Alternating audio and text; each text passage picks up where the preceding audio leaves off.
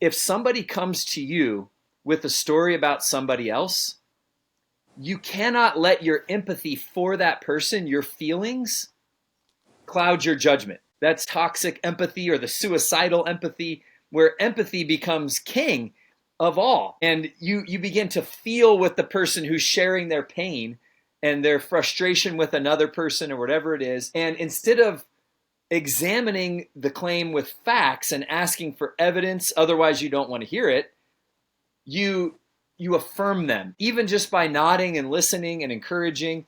That kind of empathy is actually evil, because you might be encouraging a slanderer to keep going. You might be egging them on and just adding to the slander against somebody else.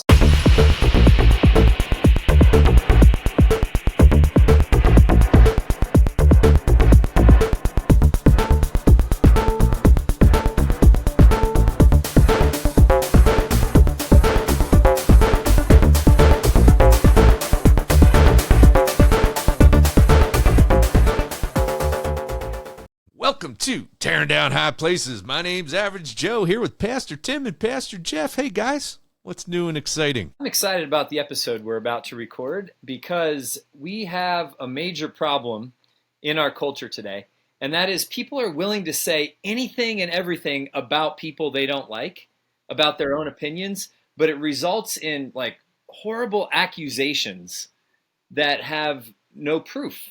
So we're going to talk about the burden of proof upon the person who makes a claim, especially against somebody else. And particularly, who do we have in mind?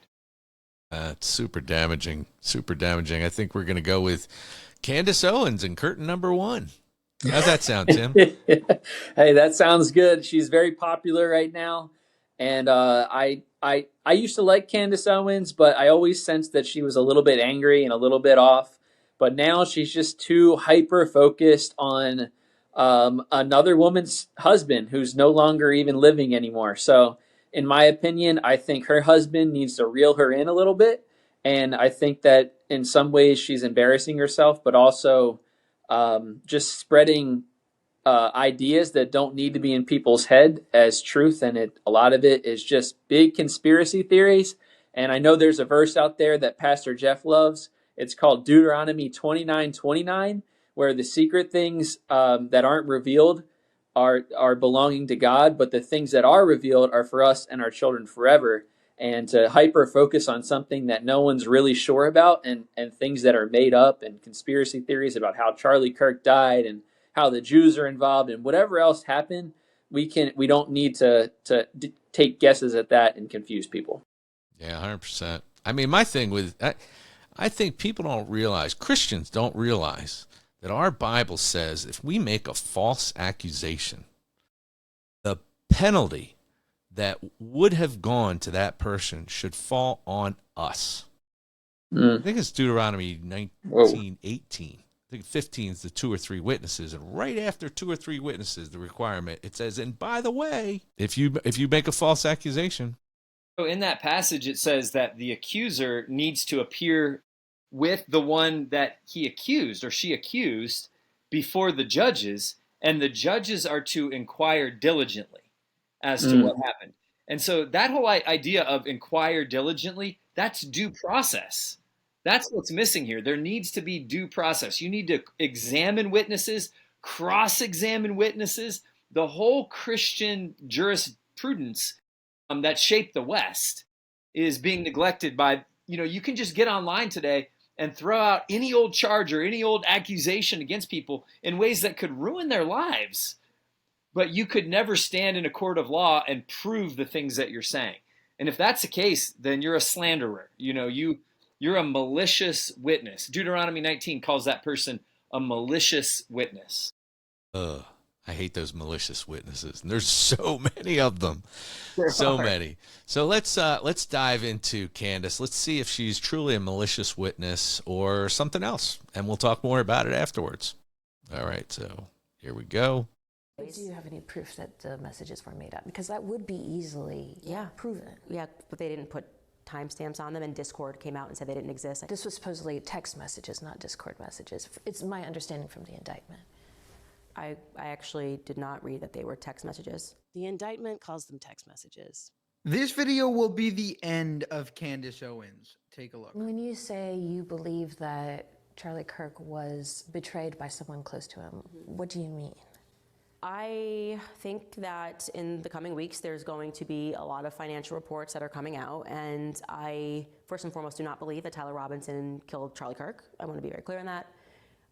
Whether he was involved, I think the answer is yes. I think that's obvious. And your basis for saying he didn't act alone is what? I don't know, maybe the weird Fed messages that were concocted out of thin air that had no timestamp and were written like they were speaking in 1822, among other things. Their lack of an ability to answer any basic questions about what took place. But do you have any proof that the messages were made up? Because that would be easily proven. Yeah, but they didn't put timestamps on them, and Discord came out and said they didn't exist. This was supposedly text messages, not Discord messages. It's my understanding from the indictment. I actually did not read that they were text messages. The indictment calls them text messages. What would it be like the feds are like on a computer, like typing it out back and forth? That's exactly what it is. The feds made up the text messages. But you don't have anyone from like the FBI telling you that, or law enforcement? Leaks. Okay. No. Has anyone leaked to you? And Tyler Robinson has... But has anyone said to you, even off the record, like, yeah, we faked these? I have very strong sources everywhere on both sides. Well, I look forward to seeing the evidence of that. Sure. Because when we keep talking about evidence, it's like, who's going to present that evidence? Like the mainstream media? Like who are you expecting to come out? Yes, that would be a hot story. No, it wouldn't be. It would be. It wouldn't be. If the FBI, like if I had a source telling me, like if I had proof that the FBI faked those messages, that would be an enormous story. Yeah, I kind of feel like we live in a post-Epstein world, and we know how stories get shut down. And Beautiful. Beautifully done. Whoever that CNN reporter is, and I'm going to link her in the description, she is incredible. 100% on the money. You have no evidence, Candace. Show us the evidence. Unbelievable claims require unbelievable evidence, require proof. She has none, right? She has no proof that Tyler Robinson wasn't the shooter. She has no proof that TPUSA was involved. None of it. It's all just her hearsay. It's all just her dream that came to her in a dream. God came to her and told her that, or Charlie Kirk came to her and told her that he was killed not by Tyler Robinson, that he was betrayed. Let's go through that one more time. It starts around here. Is what? I don't know, maybe the weird Fed messages that were concocted out of thin air. Yes. And your basis for saying he didn't act alone is what? I don't know, maybe the weird Fed messages that were concocted out of thin air that had no timestamp and were written like they were speaking in 1822, among other things. Their lack of an ability to answer any basic questions about what took place. But do you have any proof that the messages were made up? Because that would be easily proven. Yeah, but they didn't put timestamps on them, and Discord came out and said they didn't exist. This was supposedly text messages, not Discord messages. It's my understanding from the indictment. I actually did not read that they were text messages. The indictment calls them text messages. What would it be like the feds are like on a computer, like typing it out back and forth? That's exactly what it is. The feds made up the text messages. But you don't have anyone from like the FBI telling you that, or law enforcement? Leaks. Okay. No. Has anyone leaked to you? And Tyler Robinson has... But has anyone said to you, even off the record, like, yeah, we faked these? I have very strong sources everywhere on both sides. Well, I look forward to seeing the evidence of that. Sure. Because when we keep talking about... Understand. She said, I know for a fact that Tyler Robinson did not kill Charlie Kirk. She said that. She said that on her show multiple times. She said it here, right? She spent the last month, 2 months, going on this whole mystery explanation of what really happened and how, Israel was involved and TPUSA was involved and everybody betrayed him. And then when asked, what is your proof? Do you have any proof at all for these incredible claims? Well, trust me, bro. That's basically what she said. The messages, they looked a little gay. They looked a little fake and gay, as she likes to say, as everybody knows, she likes to say that a lot. It's baffling even to me because I believe she was but now I know for sure, 100%, she was completely and utterly full. Thank you to this CNN reporter for doing this and exposing her for the fraud that she is. May we never have to listen to her again. May we never have to tune in to Candace and her mystery explanation of what really happened to Charlie Kirk. And the fact that, for instance, she'll allude to even Erica Kirk. She never said that Erica Kirk was for sure involved, but she even alluded to certain aspects of Erica Kirk's behavior post Charlie's death as some guilt, as some, weird, messed up thing that she would take on the mantle of TPUSA. Candace is possessed by some crazy Israel-hating, schizophrenic disease, and I hope she gets help. That came from Jewish Uncensored, not really familiar with them or their credibility, and we're not really here to promote them, but we figured, hey, we do know that's one of the problems there. She's attacking Jews, right? And he made the point perfectly about evidence. It's on her to provide evidence. One of the things she said in that clip is like, well, speaking of evidence, where's theirs? The burden of proof is on you, Candace. You're the one who's claiming that this Frank Turek tipped his hat as a signal. You're the one claiming that the shot from Tyler didn't kill him, that he was shot from behind, even though Frank Turek says he was right there and the shot definitely came from the other side. It did not come from behind. It would have gone right past him. So the people who were there, the eyewitnesses, these are the witnesses. And she's a malicious witness because she says things against other people, even Erica Kirk, but she flat out cannot prove it. How bad is the lack of evidence? I mean, it sounds to me like an argument from silence that we never tolerate when talking about evidence for the gospel, for example, right? An argument from silence is so out there as far as being legitimate at all, isn't it? What do you think, Tim? Yeah, it is out there. You can't, it's important to remember, if you're calling yourself a Christian, especially, you should know God's word, and you should know that it's a strong possibility that you're going to have to give an account for every idle word that you say one day. So when you come and say things against other people, against children of God, against a godly man, his husband, someone who's dead, and just throwing out accusations. Who is the main accuser? Like, who's called the accuser in the Bible? That's the devil. So when someone's constantly accusing someone of something that they're not even sure is true, and just totally accusing, I tend to think that there's a demonic, devil-like spirit behind that, and it isn't for us to be doing. And Tyler Robinson, whether he shot Charlie Kirk or not, I tend to believe that he did shoot Charlie Kirk.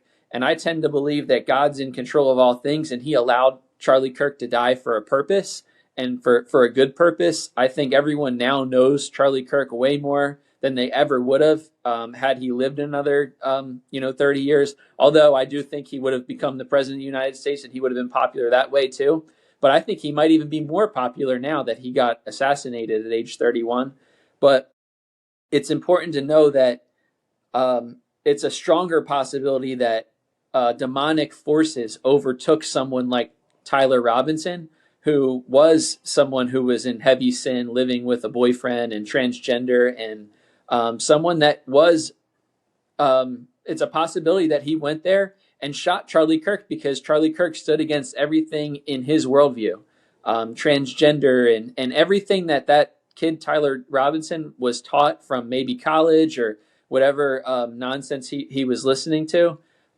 Charlie Kirk would have defended the other side and turned his whole worldview upside down, and maybe he couldn't handle that, and the devil overtook Tyler Robinson to go then shoot Charlie Kirk. I think that's the most plausible thing that happened, and to make up something that has no evidence supporting it, I think is just completely wrong.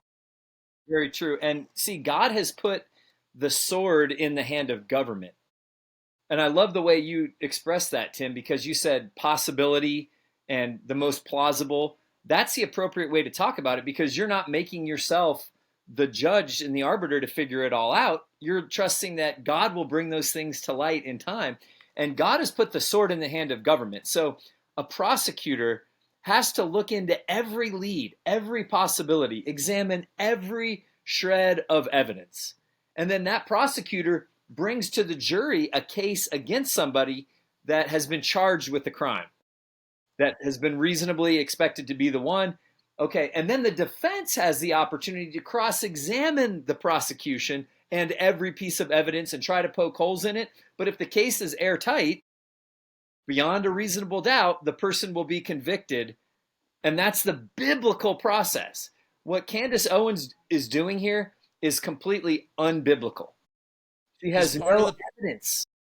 Jeff, is part of the problem, when I say the problem, is part of the problem, a person like Candace can make a false accusation and have it believed by a large number of people without any evidence, using random sources that she's never going to unveil.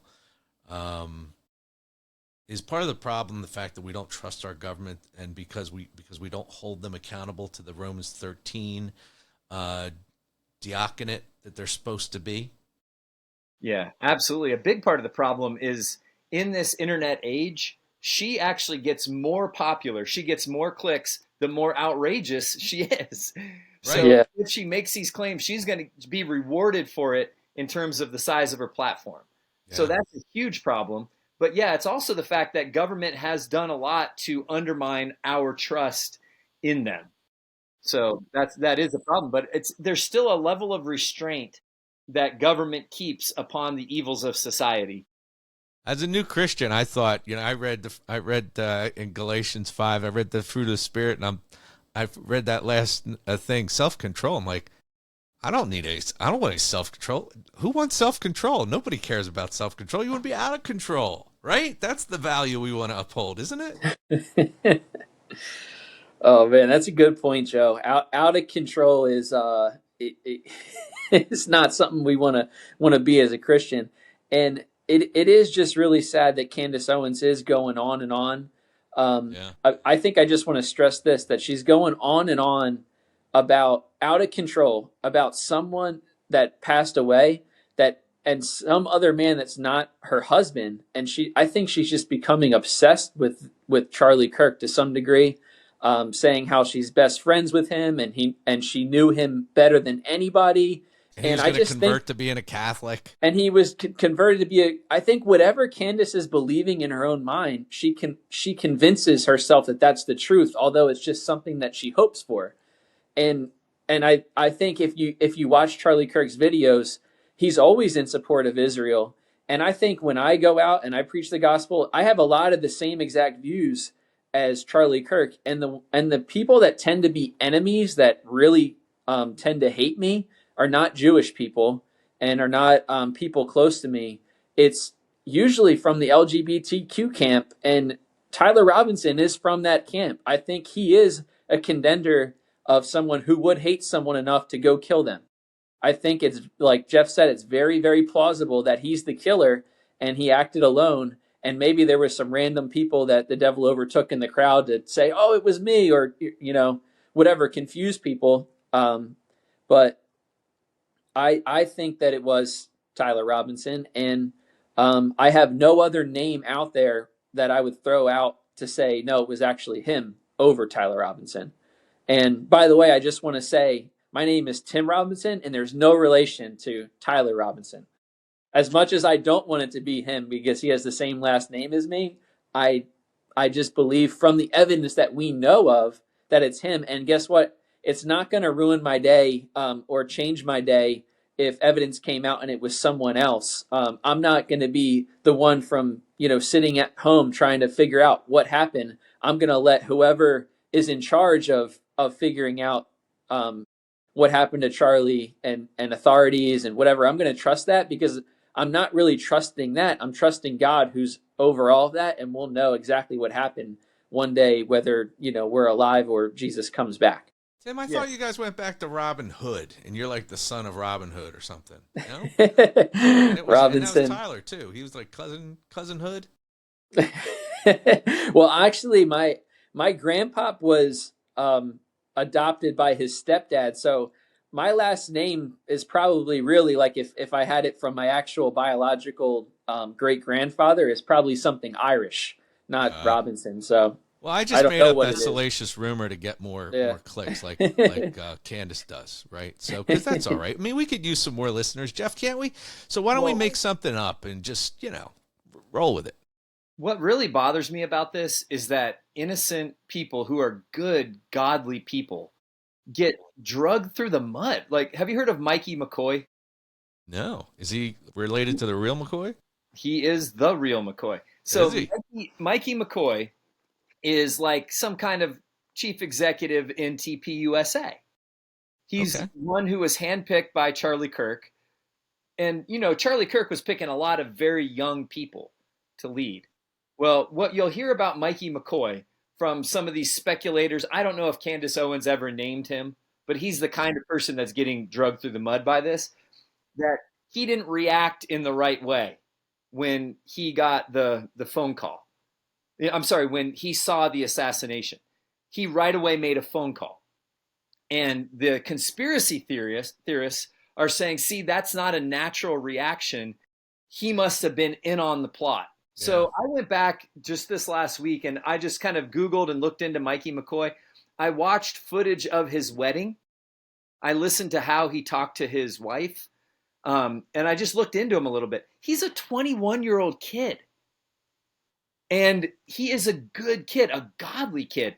And like the way he speaks to his wife, the way he makes vows, and the way he brought Christ into the wedding ceremony, this is like one of our young people at Cornerstone, one that we would just love and want to defend. And his name is getting slandered by just the speculators online. What actually happened was he called Erica Kirk right away and had to be the one to tell her what happened to her husband, because he's saying to her, get the security team, let them know. At that point, they don't know if they're under attack as an organization, if it's one bullet or there's 100 hitmen out there. So his thought process is call Erica. And instead, what these speculators online are trying to paint him as a conspirator against Charlie Kirk. And so now you have half the internet on the right, no, it's actually a much smaller group, the Groypers and Nick Fuentes and all these Israel haters. They're actually only like 10% of the right. Okay, they try to act like they're, taking over, but they're that big now and they're going to get smaller and smaller. But this group of people are believing these conspiracies on no evidence at all. And I think it's evil. I think to try to implicate this little, this young guy, Mikey McCoy, in the murder of Charlie Kirk, that is slander. That it's pathetic. And I hate it. Those people, brother. Right. Those people on the right are not quote unquote right.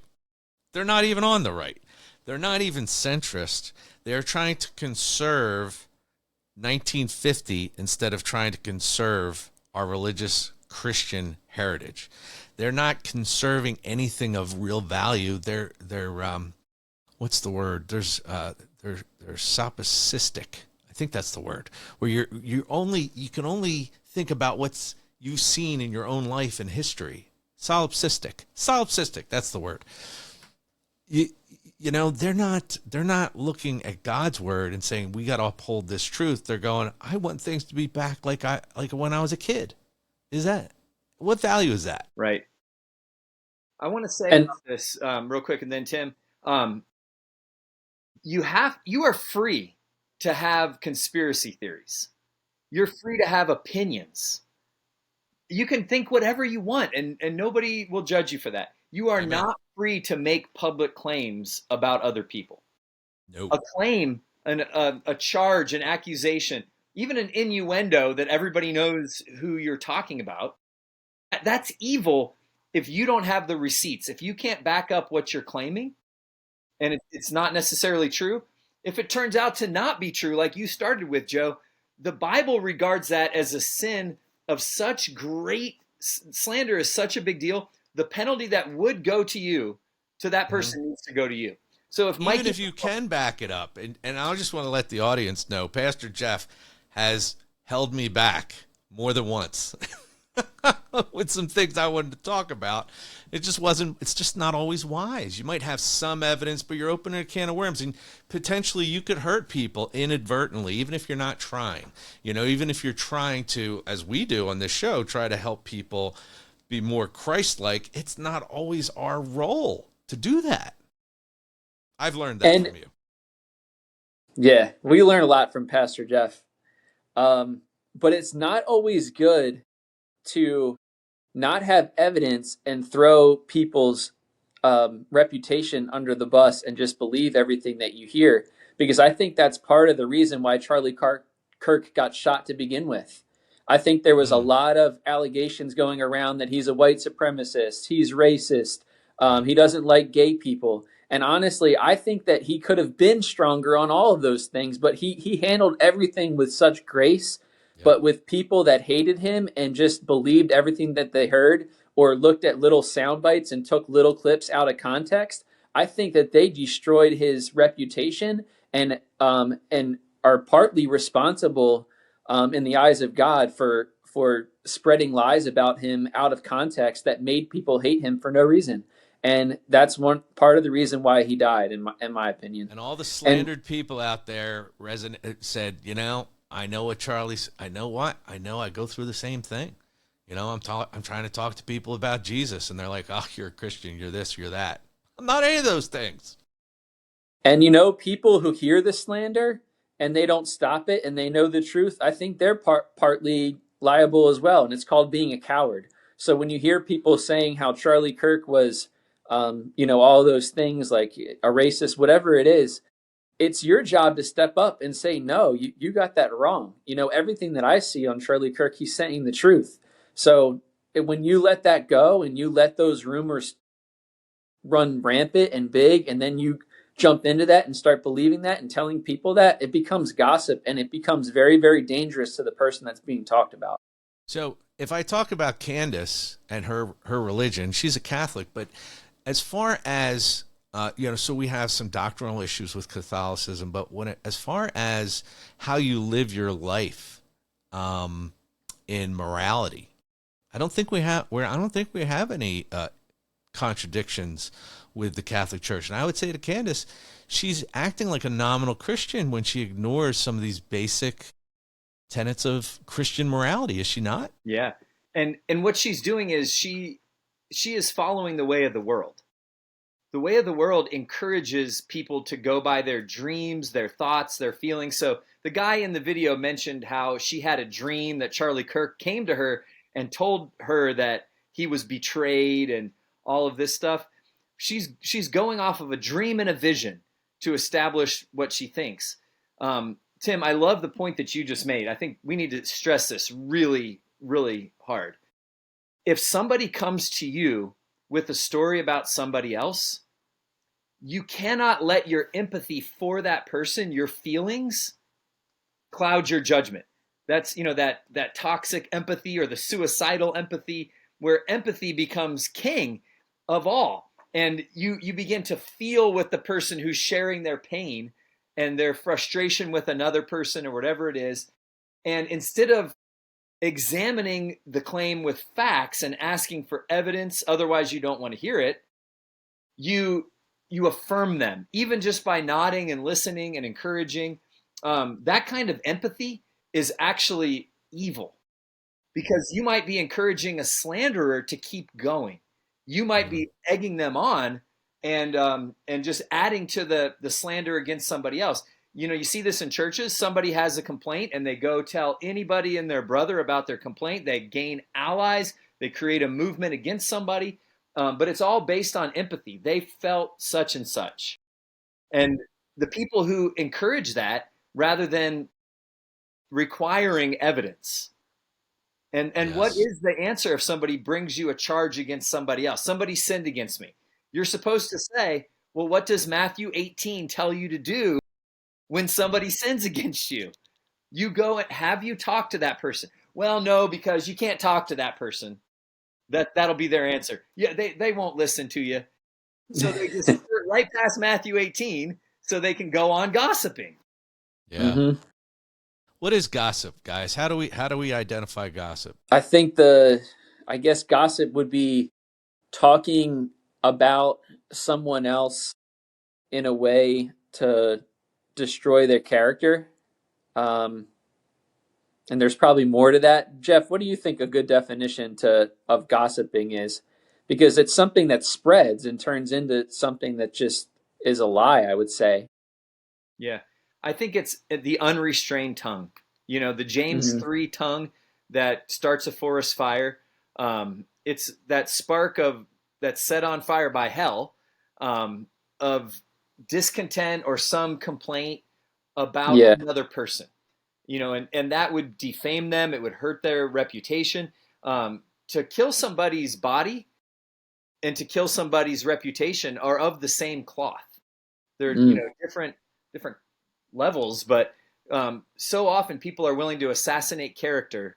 They would never think of assassinating someone with a gun like Tyler Robinson most likely did, but they will assassinate a character. So yeah, gossip is entertaining that and passing it along.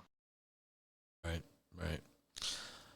Well, I think we've all experienced a lot of these types of situations in our life. I mean, how many people do you think have never experienced being slandered against at after age 20? And I have to say that I've been a part of the gossip wire, and there's something in me, and probably a lot of people, where it's like, ooh, this is juicy, or this is the tea, or whatever, and it's mainly probably in women, but I myself, who try not to be in it, have been caught up in it before. And then I walk away from the conversation and be like, why did I just entertain that? And now that I'm getting older, I'm trying to be out of that as much as possible. And there's seasons where I'm totally out of it and I'm so happy. And those are the best seasons of my life. But there's also seasons where I get caught up in it and I don't realize I'm in it soon enough. And then I have to say, I'm sorry, I don't know what I was talking about there. That wasn't right to say. Yeah. Amen. Yeah. So what other slanders going on out there? Do we want to hit someone else? I think we hit a lot of the really big it's points. Such a common thing today that you see it everywhere. Candace Owens, Nick Fuentes with his accusations against Israel as a nation. Tucker Carlson interviewing Nick Fuentes and platforming him to promote that to the world and asking no hard questions, but just softball questions that normalize the views of Nick Fuentes. Very often, I watched that interview. He didn't look like, a child of Satan, like I'm told he is, and he wasn't really harsh against Israel. I mean, I really didn't even know who Nick Fuentes was until that interview. So yeah. And Tim made the point about gossip. That little comment or that little spark grows so much faster than people realize. Like a forest fire, like I always wonder, how could a house burn down? Or how could you get caught in a house fire? You would picture it just like when you're trying to make a fire in your backyard with sticks and logs, it takes so long to get it going. How could a house just be engulfed in flames before you could even get out? But that's how it happens. Sometimes a fire just engulfs a house and people can't even get out. Somebody just recently died over in Hainsport. We should be praying for their family. But fires can happen that way. And forest fires, a small spark, if there's enough wind behind that spark, this thing can completely destroy an entire forest by one small spark. That's James's point in chapter 3. And a big ship that can be turned by the smallest rudder. And the tongue is a world of evil. So you might just pass on the littlest bit of, the juicy gossip or little bit of, and before you know it, an entire church could be in a big conflagration that ruins lives and tears things down. So we have to guard against a loose tongue. We've got to restrain the tongue, self-control regarding the things that we say about other people. In other words, when you see a brother down, you pick him up and lift him up. You don't look at him and then tell everyone, look, he fell, blah, blah. You want to see a brother and you want to encourage him. You don't want to discourage him and then go to others about how we want to discourage them. And Jeff thought you were ending the show just now, by the way. Yeah, and we could end it there if you guys think. But for those of you who don't get to the end of our show on a normal basis, Tim's quoting our little sign off, that, when you see a brother down, we pick him up. You see a high place, we tear it down. And that's what how we sign off at every episode. So it's a great point. Yeah. I mean, that's what we want to do. We want to pick a brother up when we can, and if they're not in sin, we're not gonna mess with them. And if they are, we talk to them directly. Yeah, we don't want to see a brother up, and then because we see a brother up, we need to knock him down to make ourselves feel better. Let's leave him up there and lift him higher. Yep. That's well said, brother. Well said. What else you got? Let's just close it with this thought that we as Christians have to go back to biblical categories of justice. We don't necessarily need to be theonomists and impose the penalties of the Old Testament, stoning for such and such a crime. But we do need to go back to the general equity of Old Testament law and get back to due process. Give people a hearing, listen to both sides, cross-examine, and come to conclusions based on evidence, not based on feelings. It's one of the most important lessons that we could teach at Tearing Down High Places. So I think we should sign it off. What do you think, Joe? All right, so let's tear it up. Let's bring it up. You see a brother down, lift him up. You see a high place, tear it down.